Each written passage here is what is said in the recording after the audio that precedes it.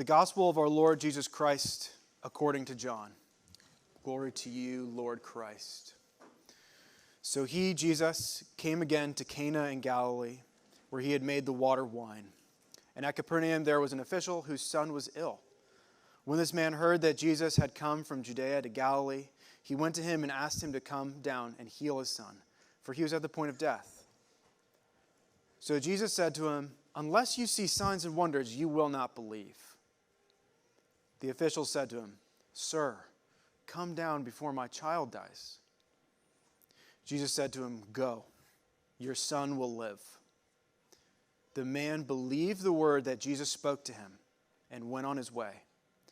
As he was going down, his servants met him and told him that his son was recovering.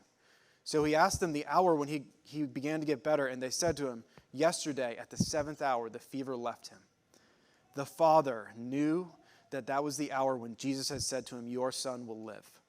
And he himself believed, and all his household. This was now the second sign that Jesus did when he had come from Judea to Galilee. The gospel of the Lord. Praise to you, Lord Christ. Don't know if you've been around the church for a while or familiar with your Bible. There are a lot of accounts in the Gospels, the first 4 books of the New Testament, Matthew, Mark, Luke, and John. There are a lot of accounts of Jesus healing someone. And these healing accounts, they kind of follow set formulas. I mean, there is a basic formula to it, which is someone comes to Jesus in desperation, needing to be healed or asking for something, or someone comes on behalf of someone else. There's an interaction with Jesus, and then the person walks away healed or renewed, or the other person is healed. There's these accounts that they can be kind of formulaic, and if you're like me, maybe the first time reading through this short account, like this particular healing account, it seems kind of boring and short and formulaic, perhaps compared, like there are other healing accounts we'll be covering even when we're spending time in the Gospel of John that seem a lot more interesting than this one. There's more discussion. There's the nature of the miracle is more interesting. But with these healing accounts, if you look at, there's a formula to them. But if you start to look at the nature of the details of them, they begin to get a lot more interesting, the unique details that set them apart from the others. And if you ask questions like, who's getting healed? Who is the person asking for healing? What is the thing they're asking for healing from? What gets healed? Where does the healing happen? Is it in Galilee? Is it a popular landmark? Is it in Jerusalem? When does the healing happen? Is it during a major feast? Is it on the road? How does the healing happen? There are different ways Jesus heals. Sometimes just with a word. Sometimes he spits in the dirt and rubs dirt on people's eyes. There's significance in these things. What does Jesus say? What does he do? And I think if we begin to examine these details for this healing story, we'll see that there's a lot more depth to it than first meets the eye. So let's begin interrogating this healing account with some of these questions. Where does this healing account happen? I mean, I'm going to be referring to the text quite a bit, so if you have your bulletin open to page 3, I'll be referring back to some verse numbers. Where does this healing happen? The text tells us right away in the first verse 44. It happens in Cana in Galilee. Why is this important? Why is it significant? The text tells us why it's significant. It's where Jesus had made water into wine. It was a place where a miracle had been done, a sign, something that manifested Jesus' glory.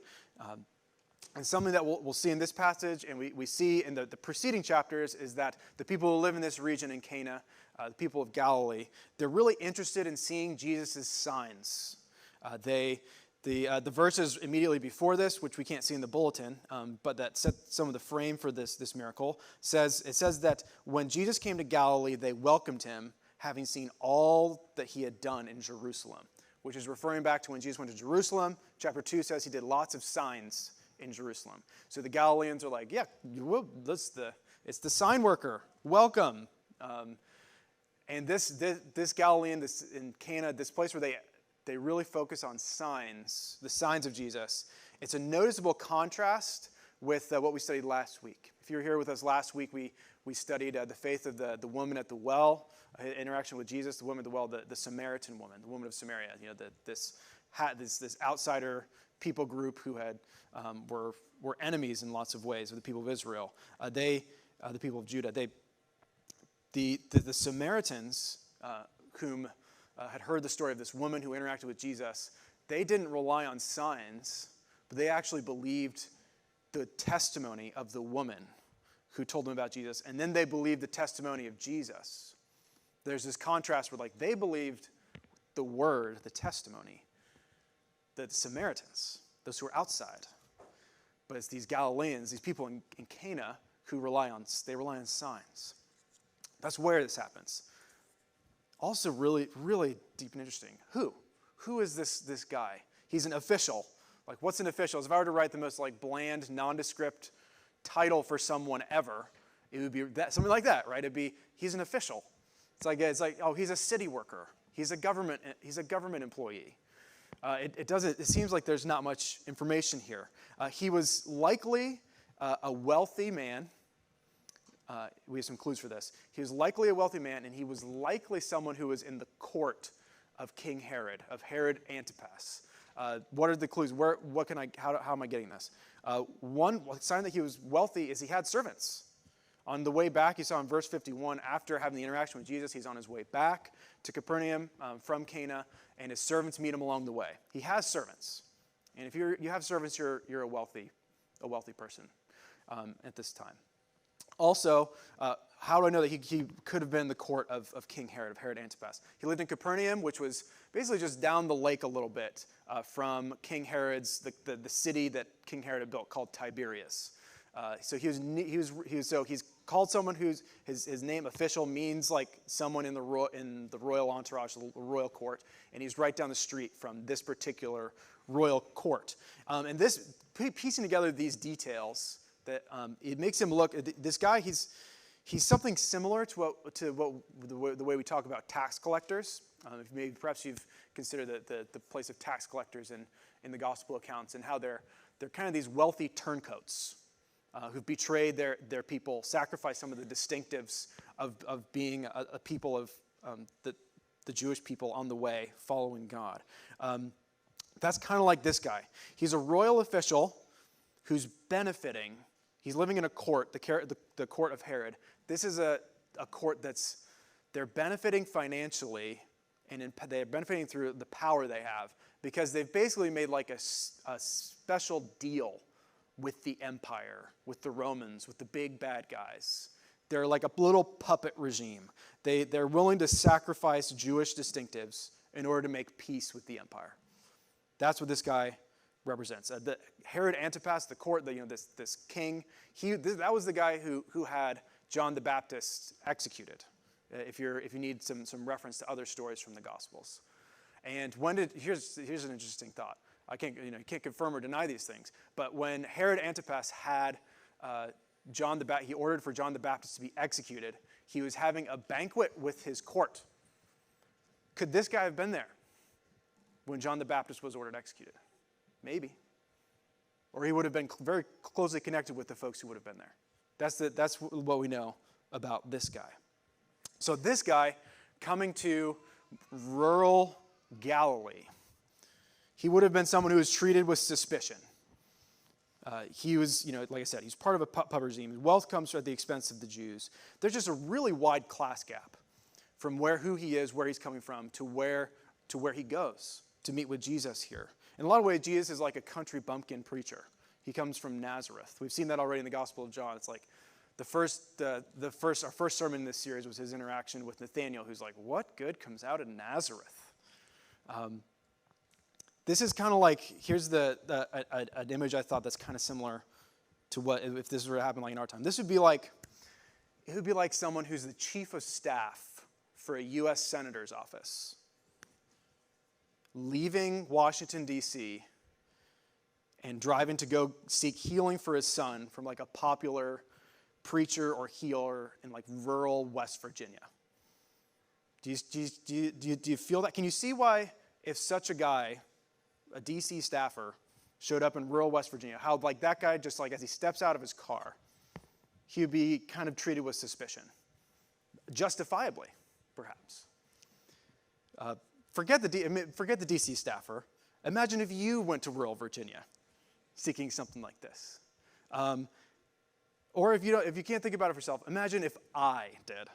and I showed up. I often wear boat shoes. Imagine if I showed up in my boat shoes and I was wearing this shirt and I have this haircut and I showed up in rural West Virginia, and there are ways that just me, like the cultural difference between like a cosmopolitan, like a city where we're at here, and going there, that I would just be treated with suspicion just because I was there. And so it is with this official who shows up. What's our assessment of this guy, this official? It's mixed, and I think that the text shows that it should be mixed. On the one hand, this guy he's clearly desperate, and clearly he thinks Jesus is worth considerable sacrifice to get to. The walk from Capernaum to Cana, it would have been around 18 miles, it would have been around 1,000-foot gain in elevation. The Sea of Galilee, Capernaum's right on the Sea of Galilee, which is like 700 feet below sea level. He had to go uphill and walk 18 miles. The story gives us like these time cues where we learn that Jesus healed his son at the 7th hour, which would have been 1 p.m. So presumably what this guy did then, if it's 7 p.m., it's like a 6 or 7 hour walk for him to get from Capernaum to Cana. This guy probably woke up at sunrise, left his home at 6 a.m., and walked straight to Jesus to interact with him at 1 p.m. It's a long walk. He had servants who he could have sent. The DC staffer could have sent his interns, but he didn't. He went himself on foot. He drove straight to West Virginia. Jesus also, he has the boldness to ask Jesus to come back with him to heal his son. It's like, hey, like if I talk to one of you after the service, it's like, hey, we need to go drive to Cleveland. You want to go? Like, I need your help. We need to go drive to the Outer Banks. You want to come with me? It's a bold ask. He comes in the middle of the day.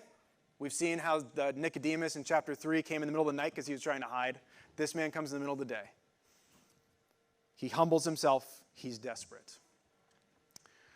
But on the other hand, we have these signs that he's a sign seeker.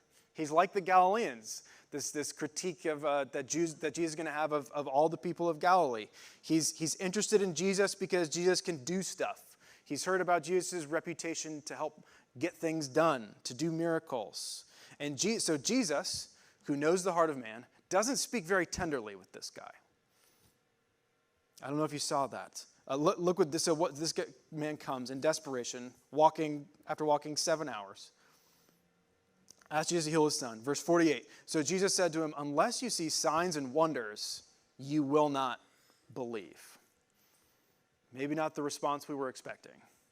An interesting thing about this quote, when he says you, unless you see signs and wonders, you will not believe. The you there is actually a plural you. And if you have your Bibles open in your ESV, you'll see a footnote for that. Plural. That means that what Jesus is saying here, he's asked a direct question by this one guy, but then Jesus makes a statement about like you all, y'all. Jesus says, unless y'all see signs and wonders, y'all won't believe. So he goes from a singular answer he goes to a plural response, which is kind of curious.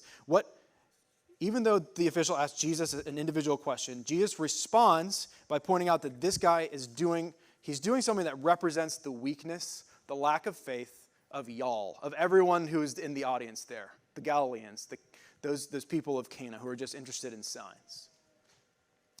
They're interested in Jesus because he does stuff. They don't trust his word like the Samaritans. They don't believe the testimony. They want to see what's in it for them. They've seen him doing things and want to be around his power. They're kind of like part of the reason I was glad Laura opened with this art image to open up our call to worship is I have like an art image for this of someone who seeks signs instead of relying on like the word or the messenger.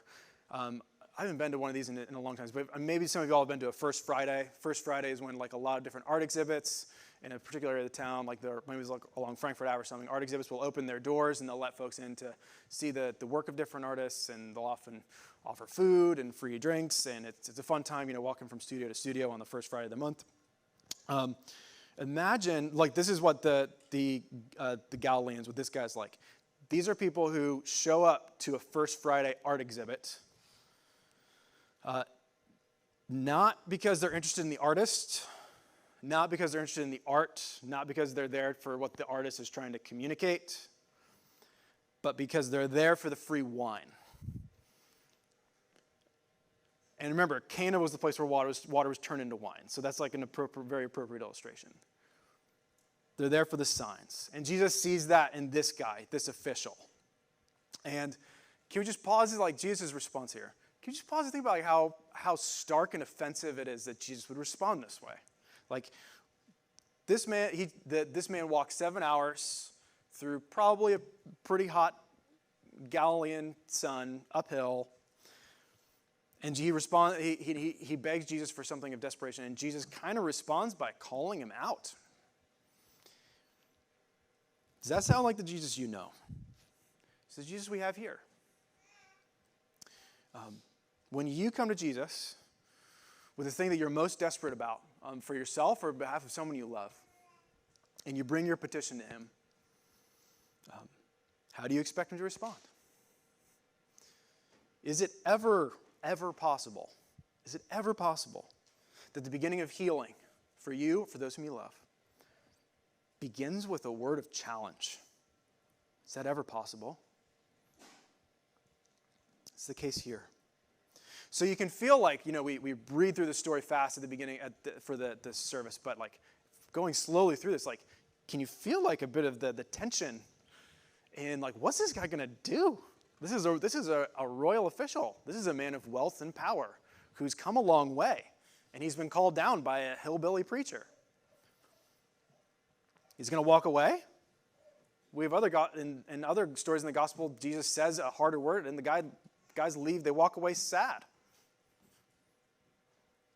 Yet the official, he responds, he pleads in a way, and he says, "Sir, come down before my child dies." The word "sir" here, it's the Greek word "kurie," a noun of address. It comes from the word kurios. It's one of the most common words in the New Testament. It's a word that has a really wide, can mean a lot of words. You don't want to hang too much on an interpretation on one word. It can mean anything from like a tone of like a word of reverence or respect, like "sir," "ma'am." But it can mean anything up to, kurios could mean all the way up to Lord of the universe. What can we say? Him addressing Jesus as Lord, as kurios. The official lowers himself before Jesus. This is the man who has the power. He lowers himself. He acknowledges who has the power before this peasant from Nazareth. He sees who has the power and who doesn't. Consider again the DC staffer who's driven to West Virginia, lowering himself, and just the thought of him doing that. Can you see how such a man driving to rural West Virginia, how a hard word may have been what he needed? What may have been what he needs to reach the point of lowering himself more. And Jesus responds a bit harshly, maybe not harshly, but in a very brief way. He says, in response to this man lowering himself and pleading more, Jesus says, "Go, your son will live." Now the "will live" here, it's that's like a future tense. It's like, I will go to IGA after church and buy bagels for my sons. I will, it sounds like I will watch the Eagles later today. That's the future tense. The future tense doesn't really exist in the original language here like it does in ours. And really this is just, it can be implied from the context of what happens in the rest of the story. But really it's more of like, Jesus says it in like a present sense and an ongoing sense. It's more like Jesus says, he said, a more like bald translation would be, "Go, your son lives. Go. Your son's alive. Your son is living. Go. Go home. Your son lives." There's still like a brevity, a starkness to Jesus' response. And maybe you're getting this impression like Jesus is like, his responses with this guy they're sharp and firm, And it's interesting when you look across the interactions Jesus has with different people in the Gospel of John, where when he's talking with, and this is something that John Alexander noted to me as we were talking about this passage this week, is that when he talks to the poor, when he talks to the disabled, when he talks to women, he usually is like more conversational and warm. But when he talks to people, men who have more power, like Nicodemus, who comes to him at night, or this guy, an official from the royal court, he kind of sounds harsh. As if to say, like, those who are low in the world, Jesus needs to uplift them. And those who are high in the world, Jesus needs to humble them. And that's part of the life, being in the life of Jesus. How does this official respond? How does this story wrap up? Where are we going? A major theme in the Gospel of John is belief and having faith. And the text really wants us to see, like shines a bright light on there's twice that it says that this man believed after hearing the words of Jesus.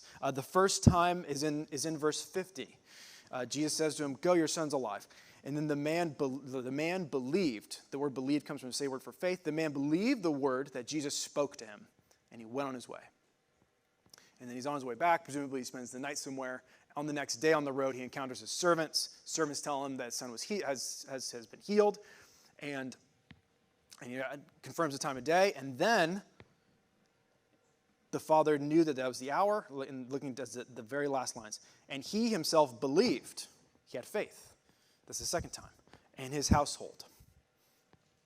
It says he believes twice. It seems repetitive. First of all, we should say, like, his response to that first faith, that first believing, it's surprising. It's certainly surprising because we've been talking about how Jesus was dealing a bit harshly with him. And he has this interaction. He walks 7 hours to have this incredibly brief interaction with Jesus, and then believes Jesus and walks home. It's not what you would. It's incredibly humbling and surprising. But it's also, even more than that, it's surprising because remember what the pattern is from where he is, in Galilee, in Cana. What do they like? They like signs. They're the ones who show up for the free wine. This guy, and Jesus says, unless you see signs and wonders, you're not going to believe, you all. And this guy breaks that. He breaks the pattern. Because he leaves Jesus he hasn't seen confirmation or a sign that his son's been healed. He actually does believe the word, the testimony of Jesus, that first faith. It's surprising. It breaks the pattern. He has no confirmation. Imagine this poor DC staffer I'm beating up. Imagine the DC staffer, again, chief of staff, as he has this brief interaction with the hillbilly preacher from West Virginia, and he's driving back to his home in Washington, D.C. Do you think he'd be cynical on the drive back? This official's not on his way back to Capernaum. He has faith. And I want to allegorize his return back a little bit for you as we seek to bring this text, what it means to us, this story, what it means to us. Think about how this story is all of our story. There are these two faiths, right, that this man experiences. He has a first faith of hearing Jesus' words and trusting in them. And then he has this second faith of seeing Jesus' words fully confirmed and fulfilled. And there's a fullness. And there's just some of the clues about these two faiths they're really striking to me. The first faith, he has the words of Jesus. The second faith, the words of Jesus are confirmed. The first faith, he's trudging back to reality with hope. Armed primarily with hope, that's it. The second faith, the hope has been fulfilled.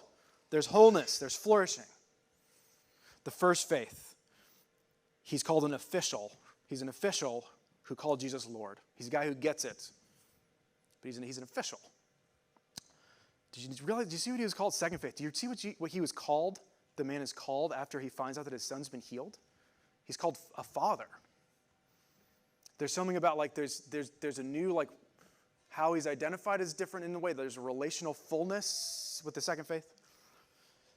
First faith, he's a man who's believing alone on the walk back. Second faith, this man and his whole household belief. First faith is promise. God makes promises to him, to us, to his people. promise. The second faith is one of seeing and believing in the fulfillment. Promise and fulfillment. And all of our life, all of us, those of you here who have faith in Christ, all of our lives are the road back to Capernaum. It's us in this space, this road between the promises of God, the words of God, which we seek to trust, and the fulfillment of seeing them come to full fruition. And I think that there are times where we're in our lives where the words of Jesus, where the promises of God, where we get these like flashes, these visions of like the second faith moment that this guy gets. I mean, this guy got it, right? We have prayers that are answered about someone we love or for ourselves. God provides for us financially when we don't have a job. God keeps us sober from our addictions. These are second faith moments. We come to a clearer vision of who God is, and we love him, and our souls are moved. God gives us an experience of friendship and community and wholeness that we've been longing for. We get these like second faith, these fulfillment moments. But 99% of the time, or at least that's how it feels like to me, we're really on the road with the first word, longing for the second. We're longing for the second word. The first faith, longing for the second faith. And considering like that image and me allegorizing this man's walk back that we're waiting for. I want you to examine your hearts, and I want you to ask, like, are you more like the cynical DC staffer driving back? Or are you more like this official as you look at your life who has faith on the way back? Are you living day to day like these statements I'm about to read? Are you living today as if these things are as true as it when Jesus says, your son lives? Here's a word of Jesus. He says, these are all from the Gospel of John. He says, I am the resurrection and the life. Whoever believes in me, though he die, yet shall he live. Everyone who lives and believes in me shall never die.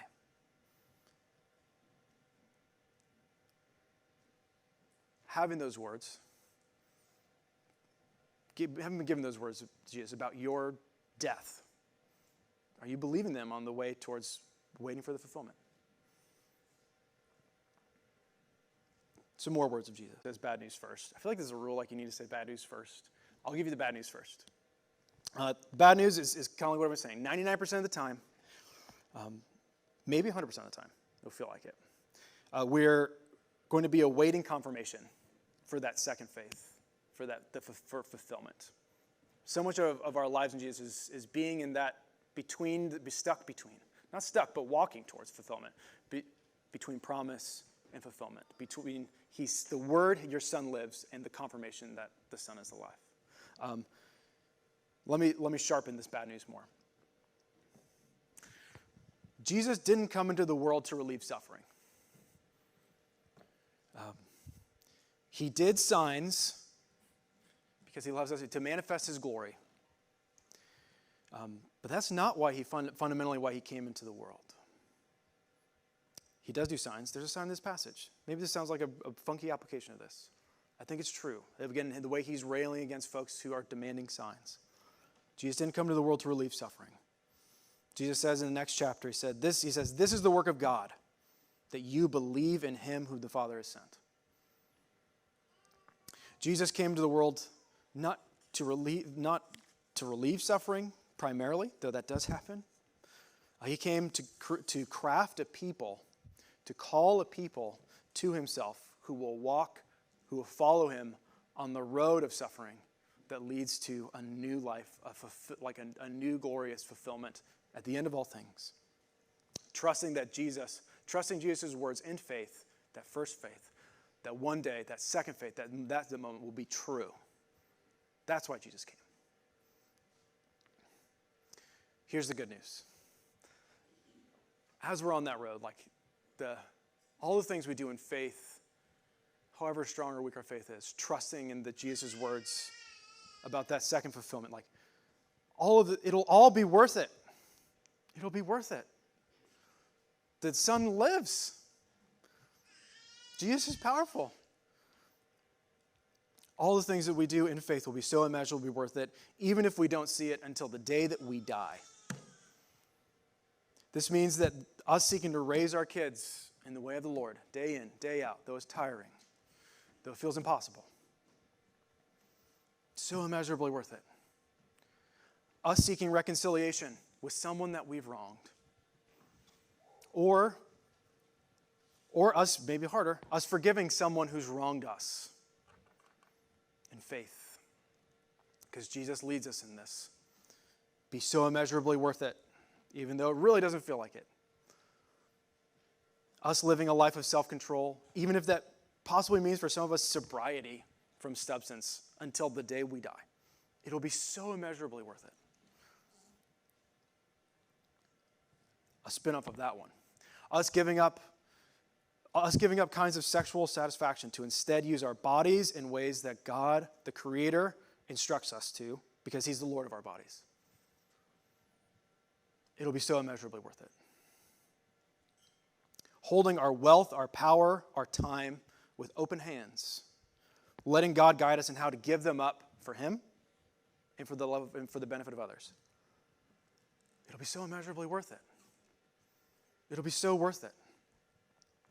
And here's more good news.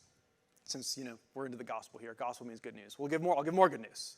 More good news. The book of Hebrews says it this way, that Jesus is the author and perfecter of our faith. Jesus is as responsible for our faith as an author is responsible for the words on a page of a book. He is the one who speaks the first word. He gives the faith. There's ways in which this guy, the brusque interaction this guy he has with this guy, gives him the faith, gives the man, the official, the faith. But Jesus is he's also the perfecter of our faith. He doesn't just give us faith and let us go on our way. By His Spirit, He gives us strength along the way. He gives us faith on the road to Capernaum. And the truth ultimately is that on the road back, as we're between promise and fulfillment, is that we're not alone. We're not alone. Jesus says this somewhere else. He says, behold, I am with you unto the end of the age. Jesus walks with us as we're between faiths, between promise and fulfillment. In the name of the Father, and of the Son, and of the Holy Spirit. Amen.